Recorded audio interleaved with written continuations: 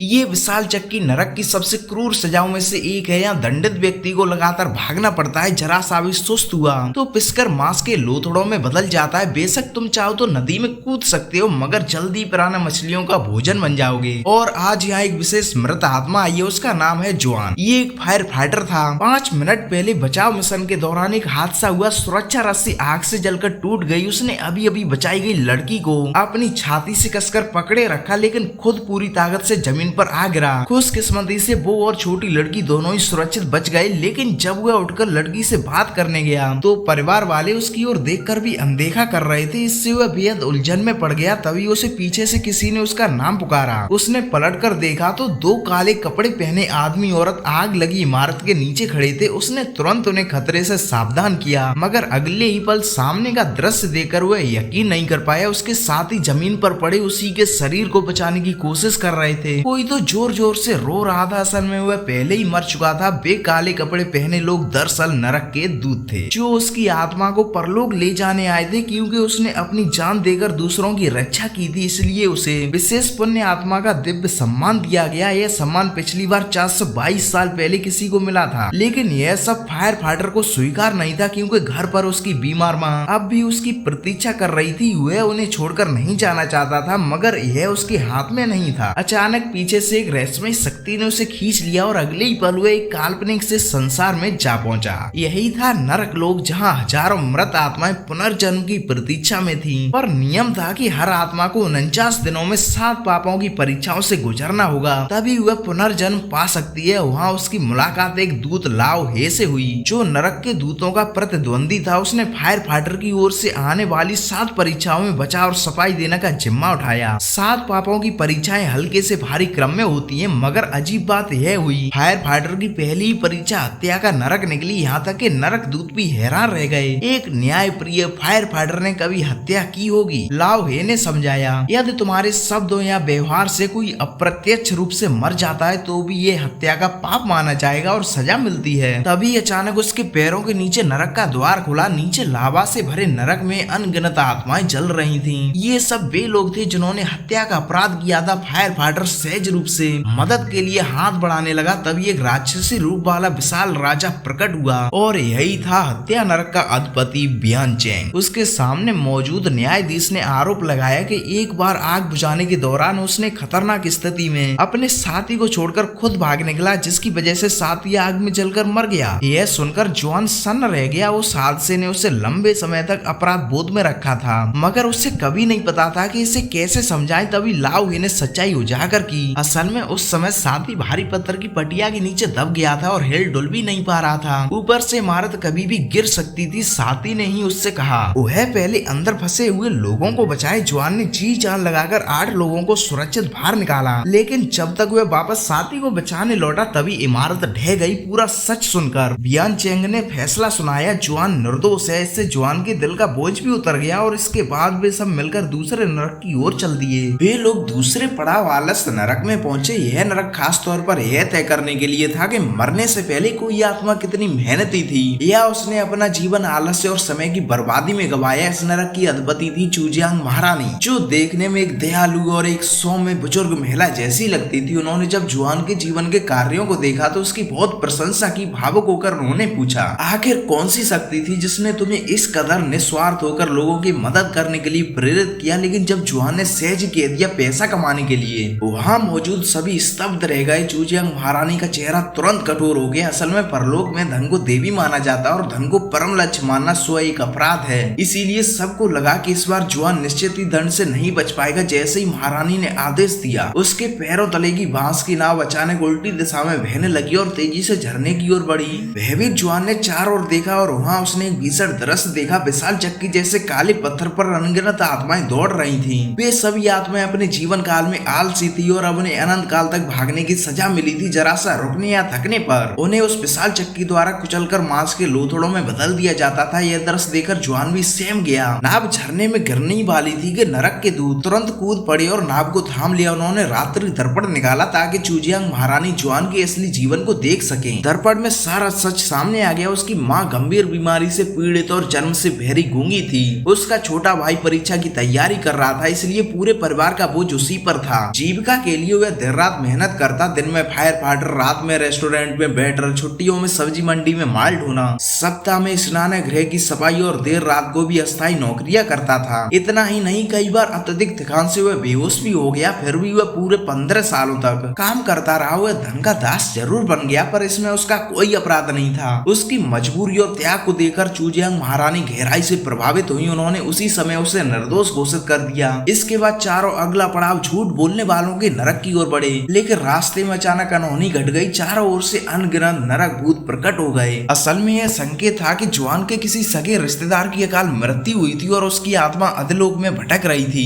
इसी कारण परलोक में अराजकता फैल गई थी। ये सुनते ही फायर फाइटर घबरा गया और सबसे पहले अपनी बीमार माँ के बारे में सोचा। बड़ा दूत लाओ हे ने जांच करने का निश्चय किया, क्योंकि केवल पीड़ित मृत आत्मा के सब कुछ जलाकर और उसकी आत्मा को नाश करके ही वे भूतों को शांत कर सकते थे। तो सहायक दूत जुआन की रक्षा करने के लिए वहीं रुके, जबकि लाओ हे उसके घर की ओर चला गया। वहां पहुंचकर उसने देखा कि उसकी माँ सुरक्षित थी, तो निश्चय हो गया कि मृत आत्मा कोई और नहीं बल्कि उसका छोटा भाई था। जल्दी भाई की आत्मा धूपदान से बाहर निकली, लेकिन अचानक खिड़की की ओर भाग खड़ी हुई। दूत ने तुरंत उसका पीछा किया और दोनों के बीच भिड़ंत शुरू हो गई। अप्रत्याशित रूप से भाई की आत्मा बेहद ही शक्तिशाली थी। बाद में दूत ने उसके घर में छानबीन की और भाई की फौजी टुकड़ी से सच्चाई का पता लगाया। असल में फौज के शिविर में एक नया सैनिक अक्सर सताया जाता था। अच्छे दिल वाला भाई हमेशा उसकी रक्षा करता था, लेकिन 5 दिन की विशेष ड्यूटी के दौरान नए सैनिक से गलती से गोली चल गई और उसके भाई को लगी। भाई ने नए सैनिक को आदेश दिया, पर जब एक लेफ्टिनेंट वहां पहुंचा और हालत देखे तो उसने सोचा कि भाई मर चुका है। लेफ्टिनेंट ने अपनी टुकड़ी के सैनिक को बचाने के लिए भाई को चुपचाप दफना दिया और नए सैनिक को दफनाया कि यह राज कभी न खोले। लेकिन उसे यह नहीं पता था कि भाई अभी भी जिंदा था। वह गोली से नहीं बल्कि जिंदा दफन कर दम घुटने से मरा। इस अपराध को छिपाने के लिए लेफ्टिनेंट ने झूठ फैला दिया कि जैक सेना से भाग गया है। आखिरकार वह नया सैनिक अपराध बोध से टूट गया और जैक के दफनाए जाने का स्थान उसकी माँ को बता दिया। इसके बाद उसने प्रायश्चित करने के लिए आत्महत्या करने की कोशिश की। इस प्रकार भाई की पीड़ित आत्मा प्रकट हुई। उसने दूत से प्रार्थना की कि वह उसे अधलोक में ले जाए और बदले में उस निर्दोष नए सैनिक को बचा ले। नए भर्ती सैनिक को बचाने के बाद लाओ ने उससे यह बात समझाई कि सब उसकी गलती नहीं थी और उससे अच्छी तरह से जीना चाहिए। इससे जैक की आत्मा का आक्रोश भी आखिरकार शांत हो गया। उधर जुआन भी लगातार आगे बढ़ता हुआ झूठ का नरक, अधर्म का नरक और विश्वासघात के नरक को पार कर चुका था। लेकिन जब वह छठे दरवाजे पर पहुंचा किंग गुआन के हिंसा के नरक में, तभी बड़ी मुसीबत आ गई। दरअसल हाई स्कूल के समय उसने अपने छोटे भाई पर अत्याचार किया था और उसके बाद घर छोड़ दिया। 15 साल तक वह घर नहीं लौटा और सीधा अपनी मौत तक घर से दूर रहा। यह अपराध लोहे के सबूत की तरह स्पष्ट था। इस बार तो दूतगढ़ भी उसकी तरफ से सफाई नहीं दे सके। किंग गुआन के आदेश पर नरक का द्वार धीरे धीरे खुला। जुआन को घेरे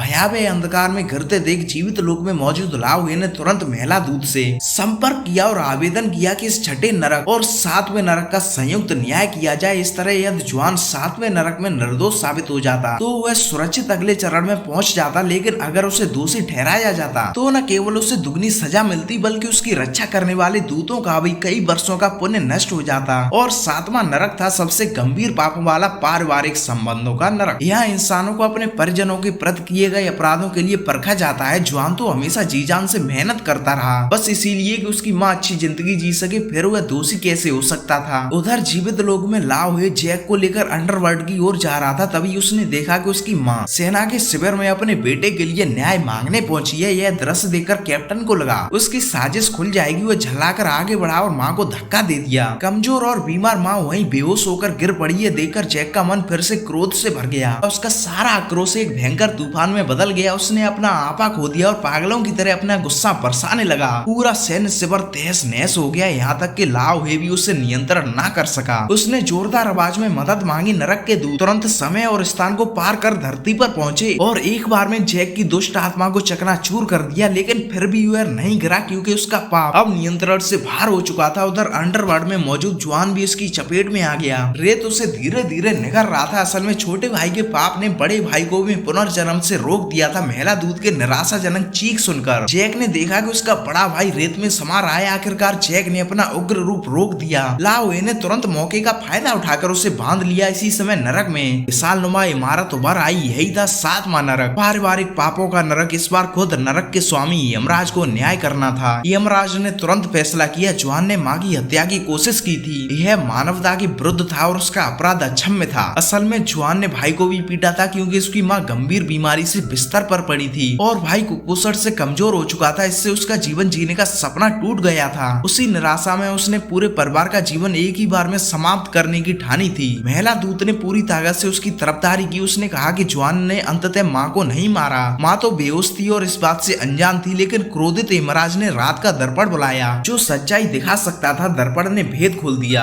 असल में जब जॉन ने तकिया उठाया था तब माँ जाग चुकी थी, लेकिन उसने जानबूझकर कोई प्रतिक्रिया नहीं दी थी क्योंकि वो बच्चों पर बोझ नहीं बनना चाहती थी। उसके बिना ही बच्चों की जिंदगी आसान हो सकती थी। यह सच्चाई जानकर जॉन अपराध बोध से टूट गया। वह रो पड़ा और बोला, मैं सजा स्वीकार करता हूँ, बस एक बार माँ से मिलना चाहता हूँ, उनसे माफी मांगना चाहता हूँ। लेकिन यमराज ने ठंडी आवाज में कहा, अब यह संभव नहीं है, मैं जीवितों को तुम्हारे सामने नहीं ला सकता। जब जॉन पर अंतिम सजा सुनाई जाने ही वाली थी, अचानक नरक में जोरों का कंपन होने लगा। रात के दर्पण में जॉन की माँ की आकृति दिखाई दी। असल में यह लाव हे था जो जॉन को उसकी माँ के सपने में ले गया। सपने में जॉन ने कहा, अब आपको मेरी चिंता करने की जरूरत नहीं है, मैं आपसे नहीं मिल सकता क्योंकि मैं आकाश की ओर उड़ जाऊंगा। सपने में माँ के पास शरीर की कोई बाधा नहीं थी, इसलिए वे खुलकर बोल सकी। उन्होंने अपने बेटे को कभी दोषी नहीं ठहराया। उनके अनुसार बेटों ने कोई गलत काम नहीं किया था, सारा दोष तो उनका अपना था कि वह परिवार को संभाल नहीं सकी। माँ की ये सच्ची माफी और स्वीकारोक्ति देखी तो उसका अपराध भी मिट गया। यमराज ने स्व घोषणा की, जॉन अब पुनर्जन्म में प्रवेश कर सकता है। हालांकि वह अपनी माँ से अंतिम बार आमने सामने मिल न सका, ना ही दिल में दबे सॉरी शब्द को सीधे कह सका। फिर भी ये जानकर कि उसकी माँ ने दोनों बेटों की मृत्यु की सच्चाई को शांत मन से स्वीकार कर लिया है, जॉन अत्यंत आभारी था।